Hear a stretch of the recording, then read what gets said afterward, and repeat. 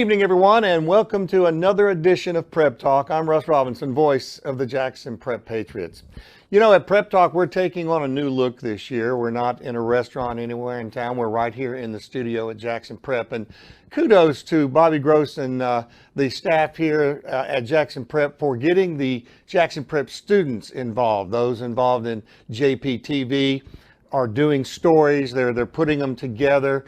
It's really kind of allowed us to widen, if you will, a lot of the sports that are played during football. Now, obviously, we started this show as a football show, and it should be because that's what we're playing right now is football. We picked up our second win last Friday night, which was really good, and we'll talk about that. But here at Prep Talk, we're going to be talking about a lot of things. Good segment today on what makes up these pep rallies we always talk about in the pregame show, what goes into doing that pep rally. And then Duncan Matthews did a piece on the championship baseball team from last year, which he was a part of. And a lot of these kids are involved in athletics as well as what you're watching tonight. So, so many things, volleyball, just soccer. John Marcus will be along. So many sports now included into Prep Talk to where it's not just a football show and we will talk football, where you just come in and listen about football for an hour. That's not the way it's going to be. It's going to be here in the studio. We're going to have segments done. It's really pretty neat. I remember the first time I was on camera, I didn't get a lab like this. I was on camera live for the first time. Here at Jackson Prep, these kids get to get their hands on the equipment. They get to go out and shoot. They're doing commercials. It's really a great experience if you're a student looking for something in this area. We're going to take a timeout. More of Jackson Prep Talk will continue in a moment. Sometimes opportunities begin where the road ends, where pavement fades to gravel and the sounds of the city scatter in the breeze. This is life outside the city limits, made possible by financing from Southern Ag Credit. From farmstead to homestead and everything in between. Apply for your rural loan today at southernagcredit.com. There are all kinds of letters we need to remember, like ABC, ESPN. But here are some letters you need to remember as well. GAF. That is the best roofing products on the market today, and that's why David Wilbanks and Elite Roofing use GAF. When you deal with Elite Roofing, you know you are receiving the best product, best installation, and best warranty in the market. Call Elite Roofing at 601-856-9426. So when it comes to your roof, you are the letters Part of the enjoyment for me is interacting with patients. I feel like we form a close bond with the patient as they're going through their ailment, their surgery, and their recovery. As well as the new building, we now have our own physical therapy and our own surgery center. I think sometimes you take for granted how vulnerable patients are. Enormous amount of trust they're putting in us to do the right thing. You want the people you're operating on to trust you, you want to become friends with them, and you want them to have a good outcome. Here at Capital Ortho, we look forward to seeing you and treating you. Hello, I'm Jason Womack with Womack Auto Sales in downtown Brandon. We've been here for 25 years serving the community, and we plan on being here for another 25 years. Came to Womack in Brandon. I was looking for a Tahoe. Walked in, the folks were good to me. Hey, look how I ended up leaving. New Tahoe. Womack's Auto Sales helped me finance the truck of my dreams. Come out and take a look at our new facility and meet our staff. Take exit 56 to downtown Brandon. And remember, at Womack's, your job is your credit. Welcome back to Prep Talk as we get ready for the oncoming game, which is St. Joe up in Greenville. And joining me now is what I call the Minister of Defense, and Coach Nick Brewer. And Coach, defensively so far this year, it's been a very big turnaround from defense of last year. Yeah, it's been a little bit. We kind of added a few things, got some guys in different positions, and just doing a little bit of more of a scheme type of thing where we're doing a little bit more multiple front type of multiple coverage type of stuff.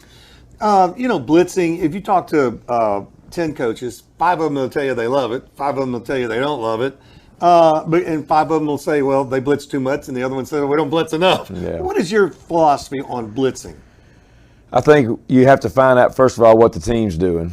I think you need to go ahead and see if they can handle it, and then it's also whether or not your guys can do it. can execute. That's the biggest thing for us. And our guys have done a really, really good job here in the last, when we started fall camp and going through the summer of picking up what we wanted to do. So we got, like I said, we were really, really good at what we were doing there.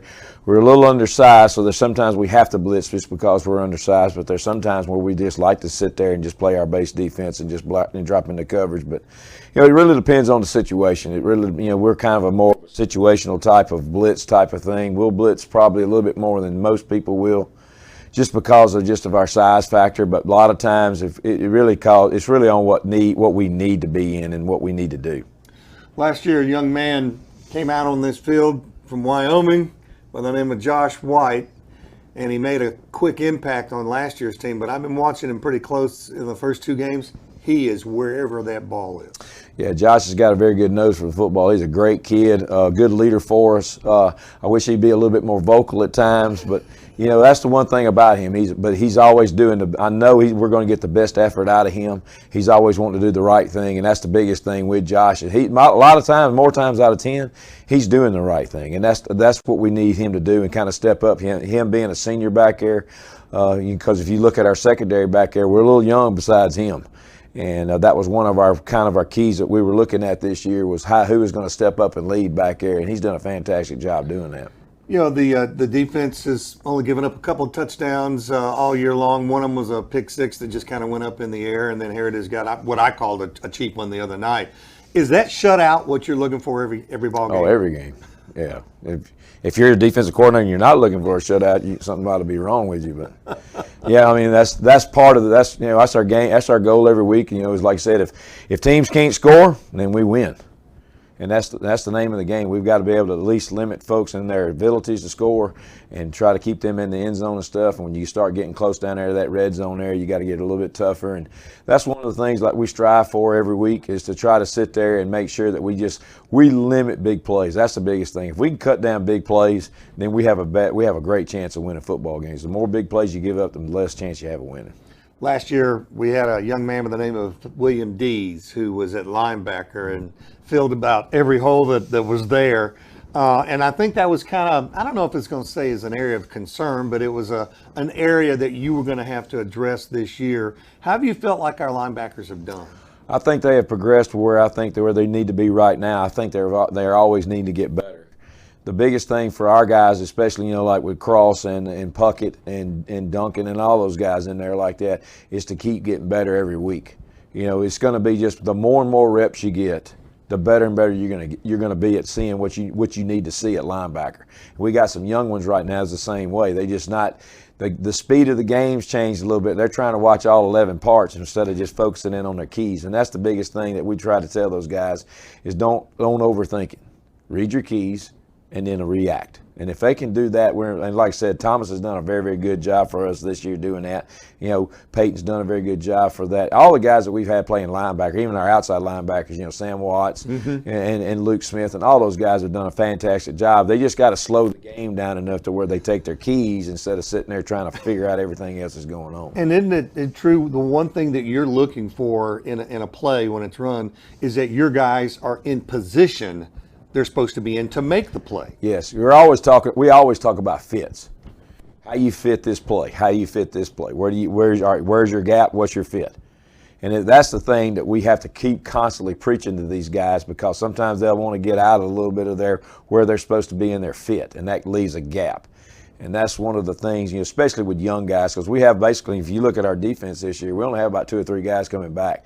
So that was one of the first things in the first few days of fall camp that we really had to stress was stay in your fit, stay where you're going to be, stay in your gap. And now we've gotten a little bit better. This past week I was a little bit more disappointed because we kind of got away with not being in our fit some, but we got away with it a little bit just because we were a little bit better talented at that spot. But when you start playing good teams, you got to be in your fit. Well, of course, you won the ball game going away 55-7. You got to feel good about that, and you get to feel good about it until Saturday morning until you start rolling the tape. Well, you may not start looking at Greenville Christian Friday night or Saturday morning at 1 o'clock. Yeah, that's about right. Someone asked me one time, said, "Hey, should we call Coach Brewer for Friday Night Under the Lights? Don't want to wake him up." I said, "Oh, he's awake. He's watching film." We got a Greenville St. Joe team that's coming in that. I thought they were a group of athletes last year that just seemed out of sync a little bit. The quarterback can throw. He can also run. Got a good running back. Got a good wide receiver. So they got, at the skill positions, people that can play. Oh, yeah. Their skill guys are some of the best in the state. I mean, they got a 6'4", 180-pound wideout on one side. You know, the other guy's a little bit not as small. I mean, it's not as big, but they got a slot receiver that's about 6 foot, about 170 pounds. So they got a running back. They can put one running back in there that's probably about 5'8", about 160 pounds. But they got another running back that plays D-line for them. Now, he's about 5'9", but he's about 230. Ooh. And of course, the quarterback's probably their best athlete. Yeah. That guy can really, really run. He throws a decent deep ball. I don't know how good he is if he's trying to really pinpoint accuracy and stuff like that, but he throws a very, very good deep ball. A lot of times he's just throwing it to guys that's going to rerun it underneath it to go catch it. And that was the one thing we did last year, was we kind of got him out of his rhythm a little bit and made sure that we got it so he just didn't sit back there and pat that thing. So that was the thing we've got to do this week, is we got to make sure that we get him off his mark back there, there, and just keep him in the pocket to make sure that we corral him and don't give him wide open spaces to run. Yeah, to your point, in the second half, I mean, they weren't a factor offensively, and we just kind of took that offense away from them. You say they've played one game this year. What do we know about them as far as who they've played? Well, they played Riverside, which is a high school there in the Delta and stuff, and they wound up winning 55-0 as well. So they, like I said, they scored. I mean, it was, I think if I remember right, it was 35-0 at the end of the first quarter. Whoa! So they, like I said, they can score a bunch of points quick. Like I said, they've in a couple of jamboree games, they ran a couple of balls back for pick six touchdowns. Now they're not very deep. They only have about 26 or 27 football players. So they have a bunch of guys that go both ways. So they're trying to quick strike you too to get up, to keep their momentum up and stuff. I think that's one of the things that we're going to have to do. Is to weather the storm at the first, just don't let them jump let them jump and get 2 or 3 big plays right off the bat to keep them up. If we can keep it where we need to be and keep in control of the game, I think we'll be in a lot better shape towards the end of the game, because I think our conditioning can come in. You mentioned that 35 points, you get the running clock. What is your philosophy on who you want to get in the ball game when we get that running clock? Well, it really depends on who we've played so far in the game. The last couple of weeks we've been really rotating guys, especially up front. We've been really rotating guys up front. Trying to get them game reps and get them quality reps. Right. So we can get them more and more used to game type speed type of stuff. So in those aspects, when we get into those things where it's a running clock right there, we're trying to get guys who have had good practice reps. We're trying to get them a few more reps. We're trying to get some guys that need some practice reps. We're trying to get them some reps there as well. So you're trying to get as many guys in the game as you can, but you want to make sure that you do due diligence to your guys that are practicing hard. Right. That's, to me, it's always tough when you have that 35, when that 35-point rule comes into play right there, and you see us over it. We're probably scrambling more on that aspect of it, trying to get guys in and out, than we are during the actual game and stuff, because we already have our packages and stuff sitting there with us. Well, when you get that 35-point, those packages kind of go out the window a little bit, and you're still looking for guys. So it can be challenging at times, but we really try to get our guys. We try to play as many guys as we possibly can, and to get them game reps. And like I said, the better they practice, the more game reps they're going to get in quality time. Well, and one thing I've noticed over the past couple of weeks is you might have, in that 35-point situation, you might have a kid go in and play on the corner, and then you might have him come in on another series playing a different position other than the corner. Are you just trying to see where he might fit in best? Just trying to see matchups, trying to see what this guy can do. If we put him, like I said, if we have this guy go down, or if we need this guy to go play this position, what can he do? Like I said, we'll rotate those linebackers like that a lot. Front guys, we don't do that as much, because most of the time they're going to know all 3 positions up there anyway. So it's one of those things for us. It's just making sure that if we have so many corners and not so many safeties, this guy can play safety. Let's see what he does at safety reps. Well, and I'll tell you, so far, those safeties, even though they're young and back in that secondary, have done a pretty good job. They have. They've done a real good job. Will Walker coming back out this year really helped. Really helped. He's learning a little bit, just because, it's like anything. If you don't do anything for a year, it's just hard to pick back up. I mean, he's a good enough athlete, and he's very, very intelligent and stuff. It's coming back to him because he played a sophomore year, but it's just certain things that you get during a game rep that you can't get in a practice rep.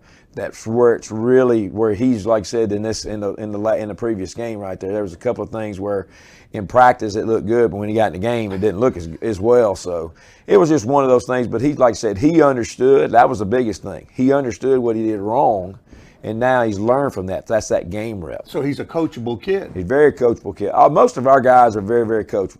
Probably the ones that are probably not the most coachable is our D front guys, because they have to deal with me every day.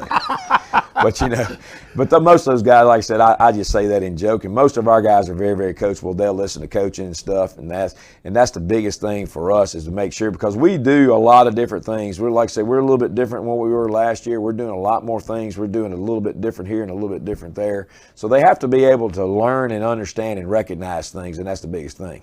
Well, that defense will step on the field on Friday night at home. It's nice to have open up with 3 home games in there. Yeah, I don't know if I've ever done that before. So. I can't remember a time when we've done that, but we're going to do it Friday night as Greenville St. Joe comes to town. Might feel a few drops of rain, so you're going to want to be prepared for that. I want to thank Nick Brewer for coming in and talking defense for Jackson Prep Patriot football. We'll take a time out. More of Prep Talk in a moment.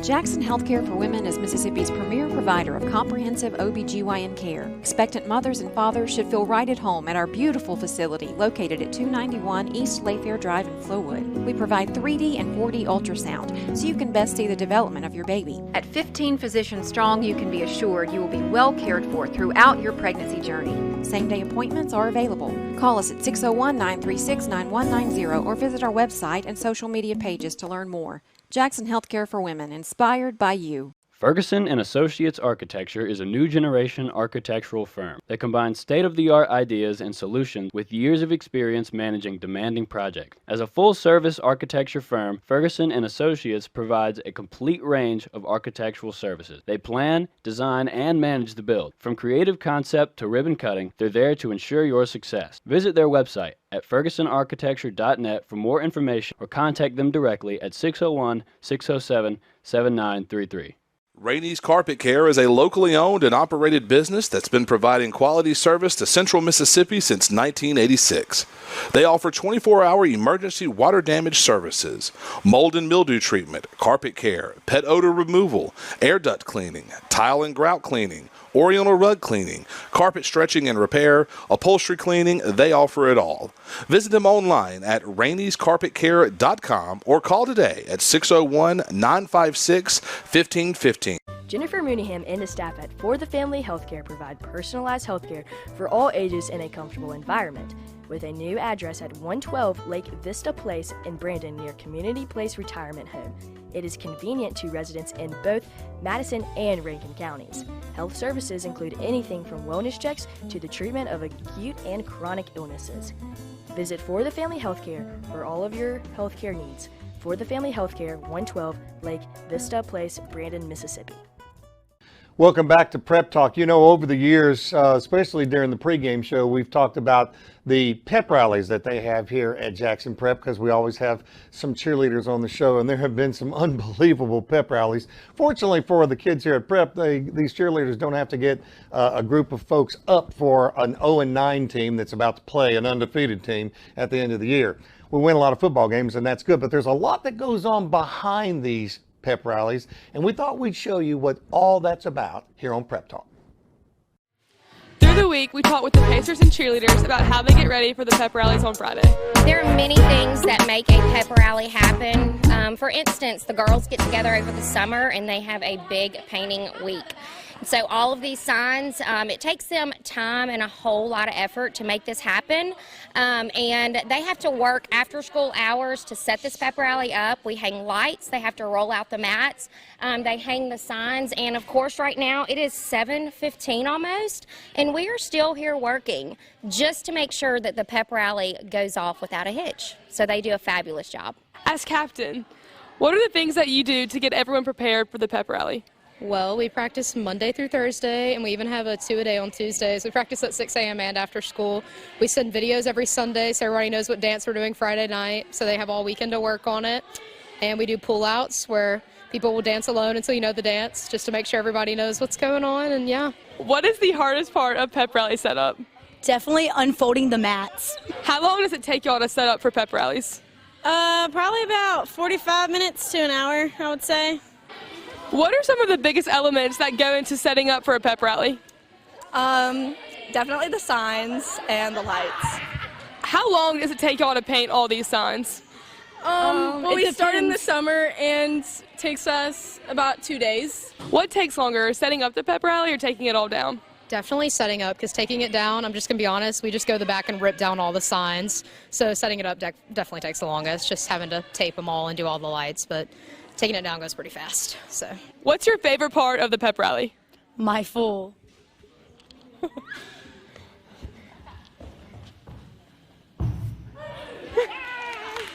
Why do we have the mats now?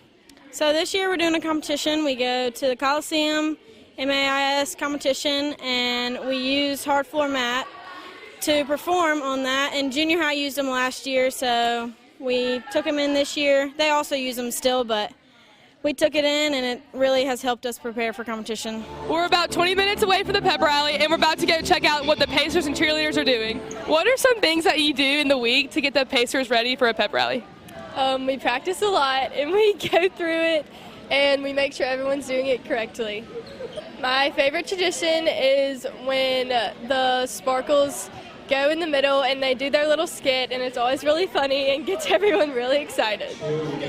What would you say a Pacer Sparkle is? It's a person or two people who are chosen to get everybody really excited for the pep rally, and we do skits that are supposed to be funny, but sometimes they aren't. The cheerleaders just warmed up, and now the Pacers are about to line up to warm up their dance.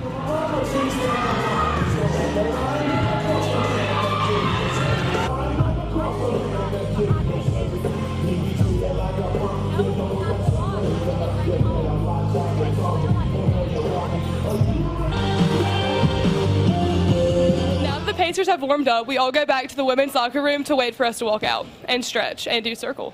In circle, we always stand by our little sis, and this year, me and Alexis Renee share our little sis, whose name is Delta, and we hold hands right over left, as so.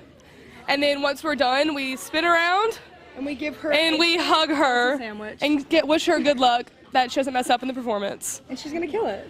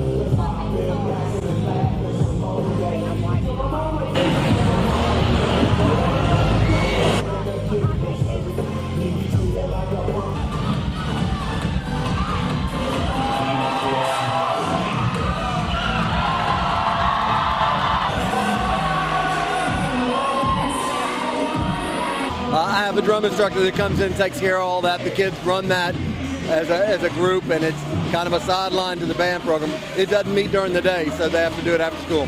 Does Drumline have like captains or anything, or is just one big team working together? Yep, you got Will Dungy, you got Robbie Height, you got Tyler Collins, all running that program.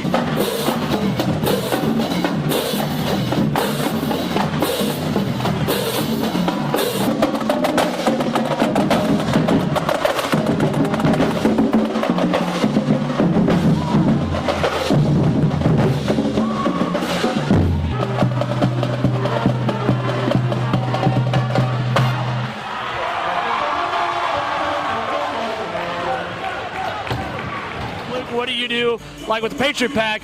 There's a lot of different things you have to do for the games and for the pep rallies. What are you doing for the pep rallies to help set up and take down? Yeah, so we do a little bit of planning. The cheerleaders plan most of it, but we help kind of set up a little bit. We obviously help rip down everything. That's the most fun part. and our main job at Pep Rally is to be loud on the front row.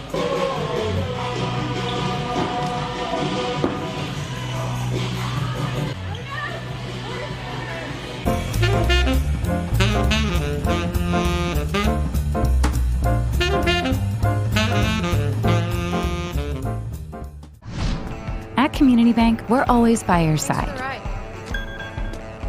From keeping your money secured to making payments a breeze. Hey, do you have a medium in the pantry? Right here. It's $24. Enjoy the show. And giving you peace of mind when you need it most. So you can get back to enjoying the show. Community Bank, a bank like no other.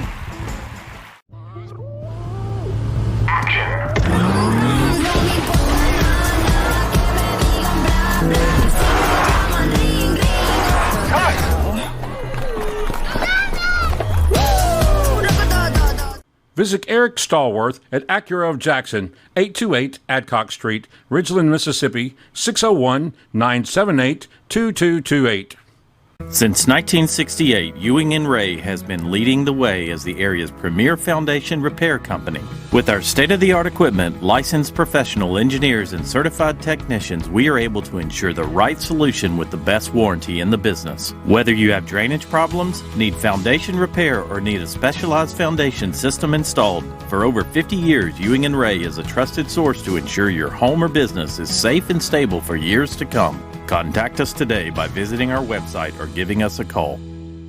Hi, Chuck Smith here from Smith Brothers Body Shop. Smith Brothers has been proudly serving the Jackson metro area since 1946. We consider you to be our friend to ensure the best experience possible. If you've chosen a body shop in the past because they were right around the corner and had a bad experience, or you've been treated poorly elsewhere, come see what a difference quality service can make at Smith Brothers Body Shop. Call us at 601-353-5217. At Smith Brothers, you're more than a number. Smith Brothers Body Shop, the best from us to you. Welcome back to Prep Talk. Of course, it is football season, a lot to talk about, but it's also soccer season here at Jackson Prep. And to my right is my stereophonic compadre during basketball, John Marcus Duncan, who also doubles as a soccer coach. You just got so many things going on, just not enough to do. So why not? You get up there, yeah. Last year, let's talk a little bit about last year before we talk about this year.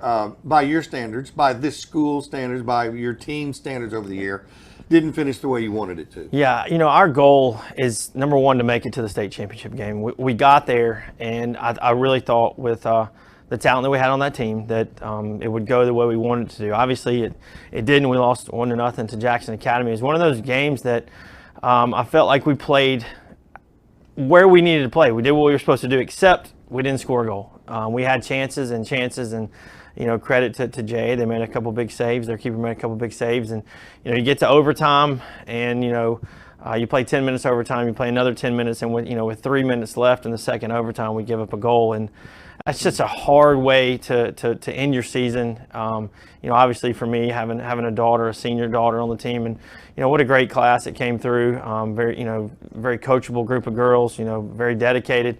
But yeah, it was one of those days that just didn't go our way, and I left a bitter taste in our mouth. And I think that's definitely motivation for this girls team right now. I'm glad you brought that up because, even though you had some seniors leaving and some really good ones, that game actually serves as a springboard to this whole season, doesn't it? Absolutely. I think, after the season's over, we obviously transitioned into basketball season, but basketball season's over, we have a lot of girls that do both. And, right. As soon as basketball's over, they're always asking me, hey, when are we starting? When are we starting? And it's always, look, let me get to Easter because I'm finishing, obviously, helping, with basketball games and boys soccer. And so then it's kind of like, let me get to Easter. We always start after Easter. We'll go, one day a week after Easter to the end of the school year. And then, we get into June, we're practicing once a week and probably having a game with one of the local MHSAA schools.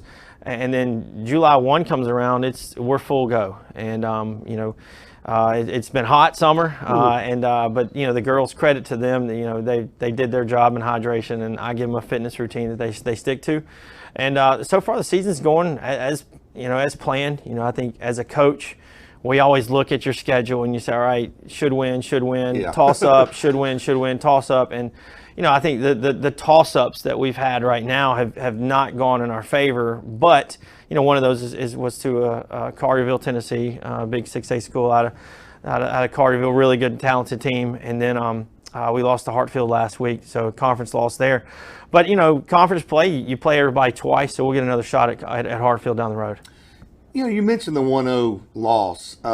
Did you feel like the offense just wasn't there, or the defense just wasn't there? I mean, what was it? I thought that I think you limit Hartfield to 1-0. They're a talented team. They've got some explosiveness. We didn't do our job offensively that night. You look back at the film, and you say, well, girls, we took 2 shots. One shot on target, and the other one, just left of the target. So and that's the whole game. The whole game. And, you got to say, look, we got to challenge the keeper. I mean, look, if we take 10 shots, if they're on target, at least we've challenged the keeper and we're forcing saves. So we didn't do that. But, defensively, I feel good that, hey, we gave up a goal. Like I said, we've got some explosiveness on offense that I thought we could go get the goal to equalize the game. Hartfield scored early. 7 minutes in the game, you still got, 73 more minutes to go get an equalizer. And for whatever the case was that night, we didn't get it done. I could see the disappointment in the girls' face after the game. Obviously, me too. But you look at what we have this week. We got a great chance to respond. Yeah, and to make a statement. Right, this exactly. is a statement game. Halfway through the season, Yep. girls were legitimate to be there at the end. Right, JA on Tuesday, huge game for us, and then kind of restart conference play with Presbyterian Christian on Thursday. So the leadership is there. We got a great group of senior girls. We're kind of senior, sophomore heavy when you look at our starting lineup, which is good. It's small junior class, only 3 juniors on the team. We've got a 9th grader and an 8th grader on the team as well. So you've got youth and you've got experience, which is what you like to have in a soccer team. Do you have tryouts? We do. We sure do. What is a tryout to make this team consist of? Yeah, so, we kind of, the informal way is, the practices in the spring and then the practices and the games in June. But the official tryouts are at the end of June. So we'll go on a Monday and a Tuesday, twice a day. And, I'm throughout those other practices, I'm evaluating. I'm looking and, but the official days are late June. The teams are picked and, we've got 22 girls on the varsity team and 23 on the junior varsity team. So 45 girls in the program. And it's a lot. That's the tryout process. And I'm looking at, really how the younger girls can do against, a girl that's a year or 2 older than you. Obviously, the girls that have been in the program got a taste of that, 3 or 4 years ago. So right. they understand that adjustment. But, I'm looking at first touch. I'm looking at your movement off the ball. And obviously what you're doing with the ball. You're looking to dribble all the time. Or you're looking to pass, you're looking to shoot. So all that kind of goes into a tryout process. As a coach, have you ever had to, I'm going to use the word cut, but at least tell a girl, not this year, maybe next year, and then maybe a couple, 3 weeks later, sit there and go, you know what, maybe I should have picked her up. Yeah, that happens all the time. And one thing that I look at and that me and Coach Crosby, our athletic director, look at, let's look at our numbers, obviously it's going to be hard to take, 26, 27 girls on one team because there's only 11 of them out there. So, yeah, there have been times that you have to go up to a young girl and say, look,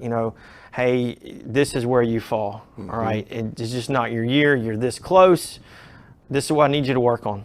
Can you work on this in the next year? And we've had girls that do that. They come out the next year. They take to heart what we've taught to them about what you need to improve on, and they come back the next year and they're an improved player. And that's exactly what you want to see. You want to see that they want to be a part of this program. They want to improve. And we see girls that may not make it their 7th grade year, may not 8th grade year, come back 9th, 10th, and maybe like their junior year they're a starter. So that's encouraging. Yep. Talk to me a little bit about how important it is when they're that big on up. When should they start kicking the ball around? Look, you can when they start walking, put a ball at their feet and see if they want to play. Both of my daughters started playing it when they were 3. So, and it was just kind of in their blood, so to speak, me being the coach. But I think as early as possible, get them out there, and I think, I had a conversation with a friend of mine the other day, about what position should she be playing. I said, let them play a variety of positions. Let them play in the back, let them play midfield, let them play up front, just to see what they get comfortable with. And I like to see that in these girls when they come to me. I don't want them to say, well, I can only play this. Right. I want some versatility in this player. And by the time they're sophomore, junior year, you kind of see exactly where they're going to fit and their role for this team. And obviously, the earlier the better. Again, you spark that interest in that individual, and you see. It's funny. I have friends call me like, I've never played soccer before, but my daughter loves it or my son loves it. What do I need to tell them? And I'm just trying to give them a few coaching points about what to tell them to encourage them. You obviously handle both programs here, the girls and the boys. Girls take center stage this time of the year. Boys will be right after that. Are there differences in coaching those two squads? I'm two different people. Really? I kind of have to, with girls, it's you got to love on them. All right, you have to care for them, especially being a dad of two daughters. It's and they get that, but they also understand that that I have a breaking point. That's going to make Coach Duncan really mad. But I learned that a long time ago when I first started coaching down in Mobile. That I was an assistant coach and really got mad at the girls at halftime, and I saw tears. And I said, lesson learned. This is not how you talk to female athletes. And I think it's one of those where you can really, really raise your voice to guys, and they understand he's mad. Now we got to go prove him wrong that we do know how to play soccer. That just wasn't a good half for us. Girls, it's kind of they understand that, the first time that I kind of correct them, my tone is here. The second time we might go up a little bit, and then the third time, if it's the same mistake, they understand, hey, let's not do that again. It's kind of like when your parents say, hey, go clean your room, and you sit there. Right.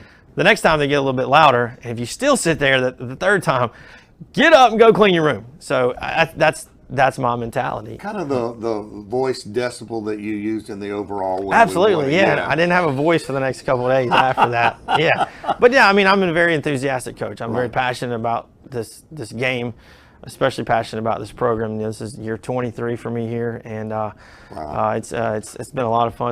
It's been a great ride. Very quickly, you've had some really good assistants over the years. Talk to me about them. Yeah, TJ Buston has been with us. This will be his 5th year with us. He helps out with the goalkeepers, does a tremendous job with that. Of course, Jay Lyles way back helped us out. Coach Noblin, Kiwi Noblin, has been a great asset to us the past couple of years. Coach Nix helped us. She's not being able to be out there this year just because she's got a newborn that she needs to be around, and I completely get that. But the assistant coaches do a great job. And then we have a young girl that's helping us out right now. Her name is Amy Derrick. But they all do a great job. They understand my coaching philosophy. They understand what this program is about, especially Coach Noblin. She played soccer here, and she understands, what I'm trying to get out of these girls. But they do a tremendous job, and they're always kind of, hey, why don't we try this? Just little things. They understand that, sessions come. I'm going to run the sessions, and they're there to help out with that. But I couldn't do it alone. There's no way. And it's great having a support staff that gets me and understands what I want to get out of practicing games. You mentioned, as we wind it up, you mentioned a moment ago, the girls coming off the basketball court or going on the basketball court. Do you encourage athletes to play more than one sport? Love multi-sport athletes. There's no question about it, especially, at Prep where, we're a large private school. But if you compare it to public schools where they don't have to share athletes, absolutely we have to share athletes. And me and Coach McAnally have a great relationship when it comes to the basketball girls and the soccer girls. We have a couple girls that play volleyball, so me and Coach Mark will do a great job with that. Even with the guys that want to play soccer and baseball, me and Coach Havner have a great relationship. So it's our job as the coaches to fit their schedule. We don't want them to have to choose. As you get older, they might see, well, I've got a bigger role here, right? And that's when they might choose. But I'm never going to tell a kid not to play multiple sports. I think the kids that play multiple sports, you see less injuries with them because their body is accustomed to different types of movements. And they're conditioning all the time. Absolutely. So that's what you want. He gets his kicks coaching soccer here at Jackson Prep. He's John Marcus Duncan. We're glad to have him on staff, and best of luck the rest of the way. Thanks so much. Appreciate it. We'll take a time out, and Prep Talk will continue in a moment. The Rogue includes an in-store support of clothing, sportswear, and furnishings. They also provide made-to-measure services for suits, sport coats, pants, and shirtings. They have 3 in-house tailors to provide any alterations suitable for your clothing needs. The Rogue has been dressing men and families in Jackson for over 50 years. Owned by a prep graduate, The Rogue supports Jackson Prep. Come by today and see the latest trends. Located at 4450 I-55 North Jackson, or visit our website at therogue.com. You haven't had good chicken until you've had Super Chicks. Super Chicks is made with 0 preservatives, 0 phosphates, and 0 dyes. There are many sauce options and a fresh new frozen custard every week. Everything is made 100% cooked to order, so it's very fresh. There's also many fry options such as salt, rosemary pepper, sweet, and Cajun. And don't let me forget the loaded fries. Super Chicks is a great place for prep friends and family to connect after events.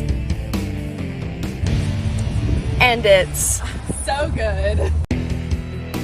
The Tire Depot, with locations on Old Fannin Road in Brandon and on Terry Road in Byram, they're your neighbors and they appreciate your business. More than just a tire store, they offer alignments, brakes, tune-ups, oil changes, shocks, struts, leveling kits, and a whole lot more. They are family owned and operated. All of their techs have 20 years or more of experience. The Tire Depot, owned and operated by a Jackson Prep family.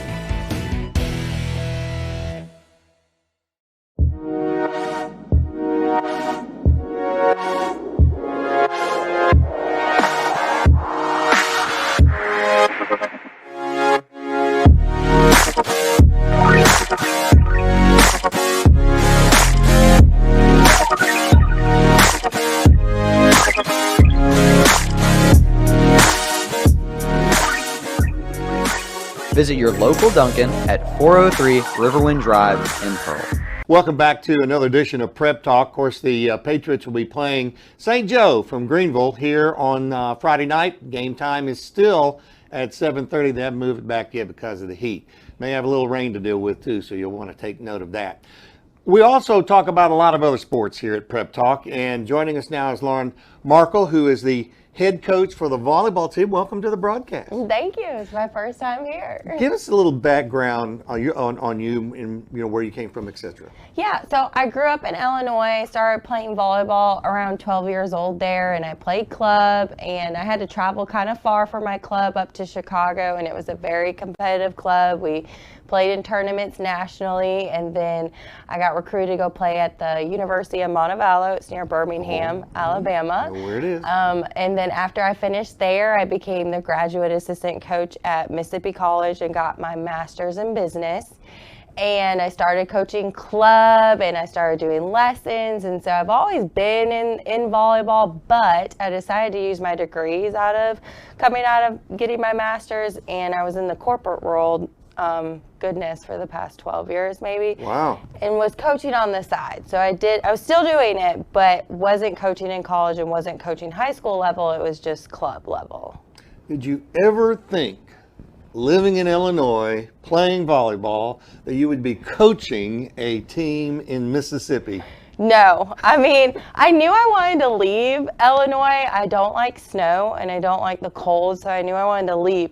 Now, I didn't know I'd end up coaching. I always pictured myself taking a briefcase to work, which I guess I could still do that. Could do that. And put the game notes in there, yeah. Carry the ball on the side.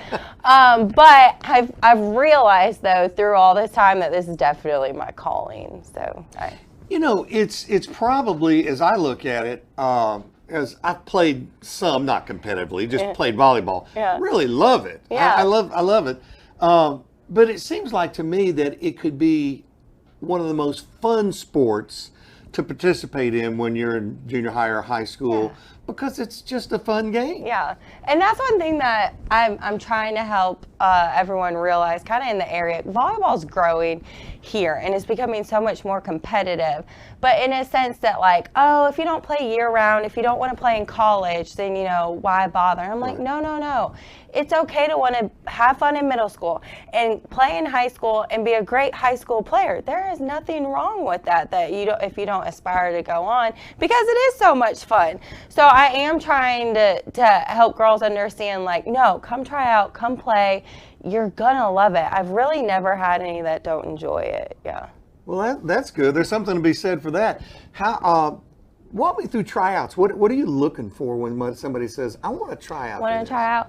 Definitely, since volleyball is new for some people when they do come to tryouts, because not all of the schools around here have it for elementary and middle school. So what I'm looking for, do they talk? Do they move? Are they high-fiving their teammates, people that they don't know? If they're next to someone they don't know, is the ball falling because they're not aggressive?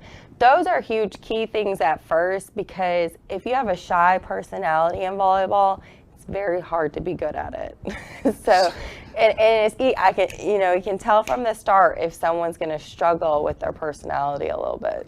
So you got a 6'5" girl.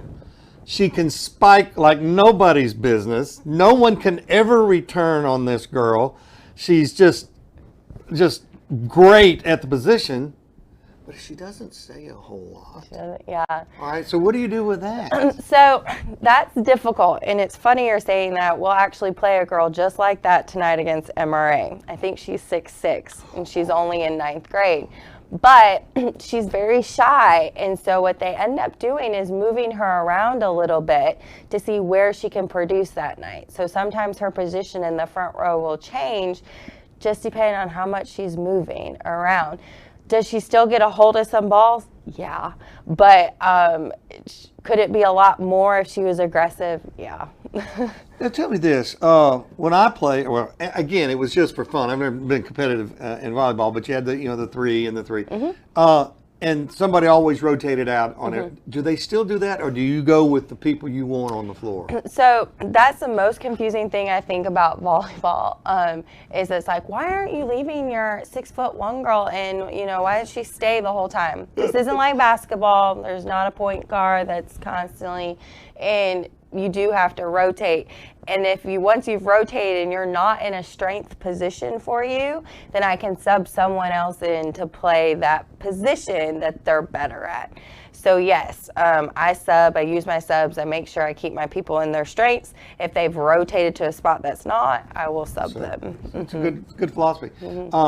Very quickly as we wrap this up, here at Prep, you got kids that could play just about any sport they want to. Just give them a ball, okay? And a lot of them do. And they brought up a lot of the schedules lap over. And you've got girls that play volleyball that want to play basketball and vice versa. How do you feel about a 2-sport or even a 3-sport athlete? It doesn't bother me. I mean, I went through this at my previous school at St. Joe. If you don't let girls play multiple sports in the MAIS, you're going to lose them. So you have to be flexible. You have to be accommodating. It really doesn't bother me at all. I have a girl this week that has to go to every softball game this week and will miss every volleyball game. It's fine. I kept enough girls that will be fine, and that's part of my job too. We shouldn't be dismantled because one girl needs to go to softball this week, or one girl needs to go cheer this week. Great point. So it's been perfectly fine, and they communicate so well with me that it's easy, if that makes sense. Well, I'll tell you, it's not, the volleyball's changed over the years, but what's really changed is the coverage of it. I mean, who would have thought 5 years ago that the people that want to keep up with volleyball could go to jacksonprep.live and go to whatever channel you're on and be able to watch an event of girls volleyball. It's changed everything. Yeah, growth-wise, it's surpassed basketball. There's more girls joining volleyball than they're joining basketball currently. And it's not just in Mississippi, it's across the country. So it's picking up, and now there's beach volleyball. That's one of my personal favorites. That didn't exist when I played, and I enjoy that, watching that too. I go to the Beach National Championships every year. This year it's at Gulf Shores until the bid changes to California in 2025. So probably miss out on that one. Probably miss that one then. But yeah, but I love going. It's a fun competitive sport to watch live, I think. So. Lauren Markle, who is the head coach here at Jackson Prep in volleyball, and you try to come out and see him if you can in person, but if you can't, Bobby will be streaming, and we'll see Coach Markle inserting those subs where she needs to insert them, and I'm sure playing time is also brought up on a day-to-day basis. Everybody likes to play, and you can certainly understand that. Welcome to Prep, welcome to the broadcast, and we certainly wish you the very best. Thank you. Thanks for having me. We are getting ready for St. Joe, who will come in on Friday night at 7:30. We'll be back. I started at 23 with nothing but need. And I believe roofing should be a profession and a career. Generations of Malones have proven that there is nothing we can't accomplish. Malone protects people and your things that matter most.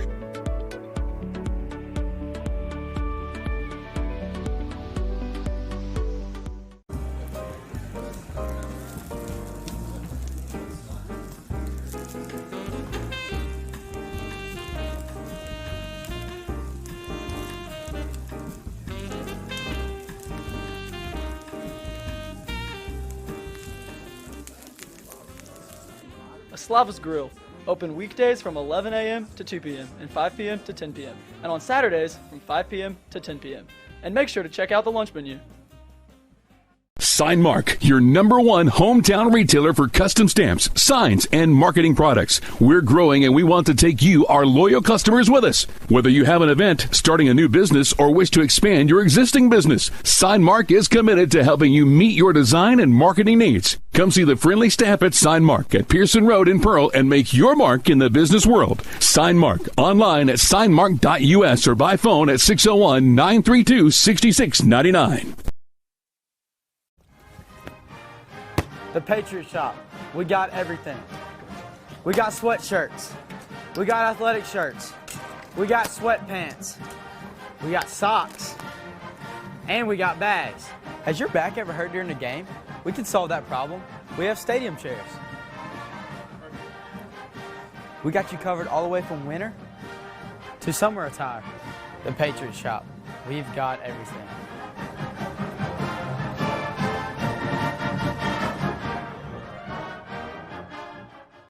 Welcome back to Prep Talk. Last year's baseball season was really fun. You know, when you win a state championship, it's fun. But there's a lot to go into winning state championships, as we do here at Jackson Prep. Duncan Matthews had a chance to catch up with Coach Hebner and Reeves Reynolds and Jay Powell and a bunch of folks that made up that baseball season last year, and what a magical run it was as the Patriots win the state championship here on our own field. So, without further ado, here's Duncan Matthews.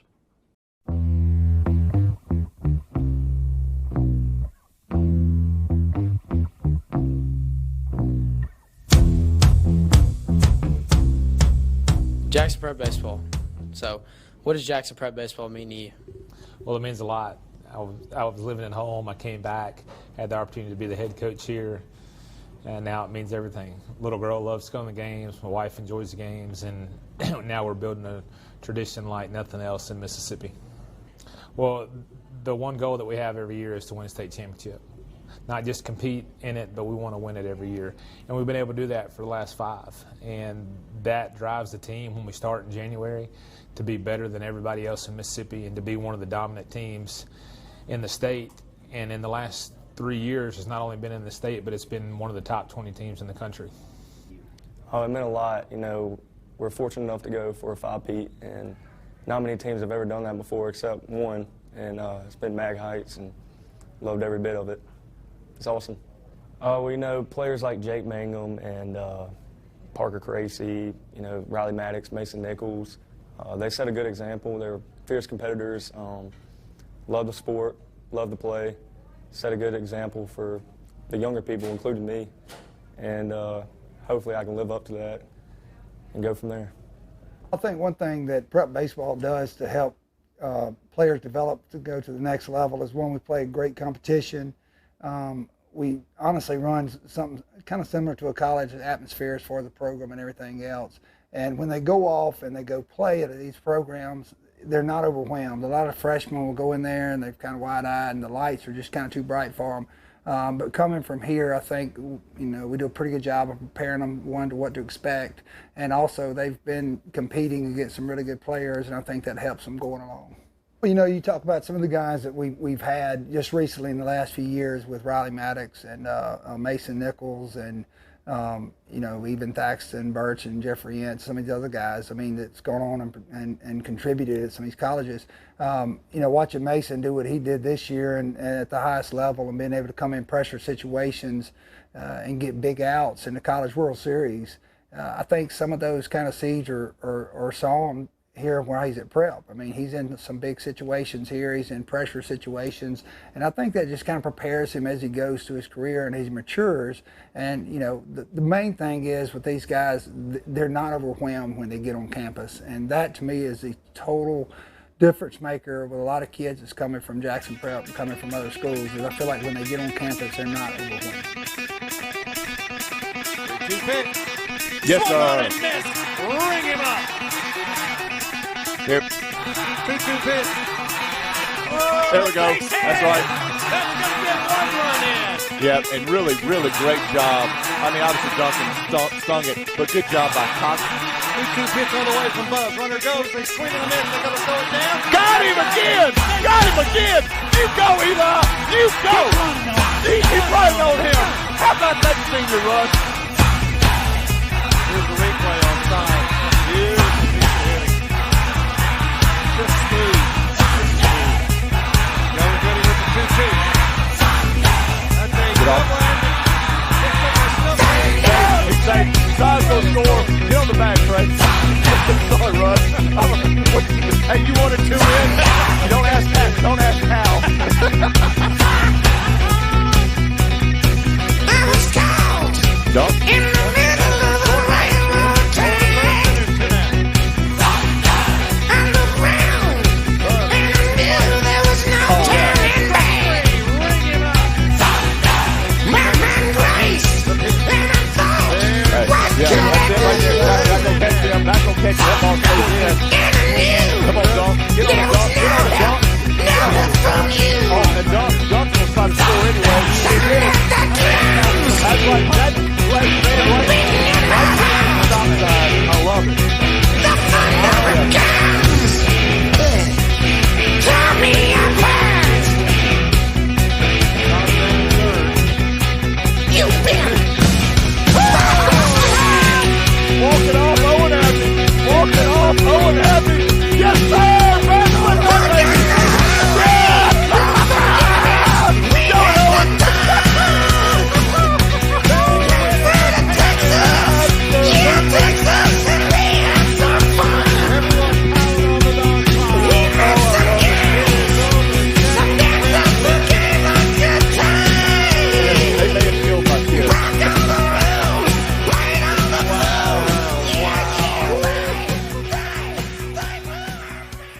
Hey Prep family, my name is Will Crosby and I'm the Athletic Director here at Jackson Prep.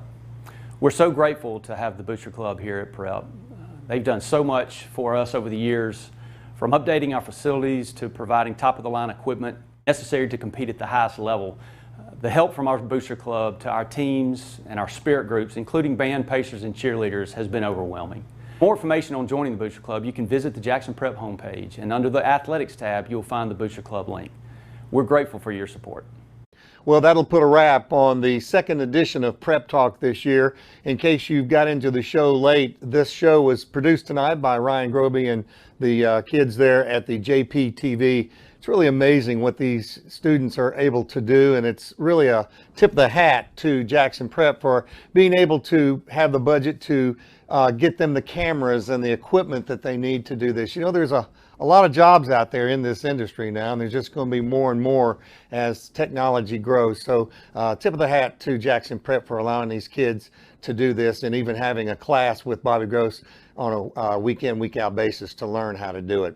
Big thanks to Coach Brewer and Coach Duncan, Coach Markle, all for coming in and talking about their sports and what they do. And I think they even got a real kick out of seeing the kids doing what they do in on this broadcast. So we're getting ready to take on Greenville St. Joe, which will come in on Friday night at 7:30. That's a 7:30 start time. I haven't gotten the skinny yet on when we're going to go back to 7 o'clock, but it'll be coming pretty soon. But until then, it'll be a 7:30 start, which means that the pregame show will start at 6:30 this Friday night. We're hearing that rain could be in the forecast, so you might want to throw an umbrella or a poncho in and still come out and see the game. You know, it's one thing to see it on streaming, and then they do a great job. There's no doubt about that. There's nothing like being there at the game. Jackson Prep is now 2-0 on the season after beating Heritage last Friday night by a score of 55-7, and they opened up with a 48-6 win over Greenville Christian. So going for win number 3 tonight, or Friday night here at Jackson Prep. So come on out, enjoy it, and encourage these kids as this is kind of a young team, but it's shaping up to be a very good team. That'll be the wrap up for Prep Talk. We'll see you next week.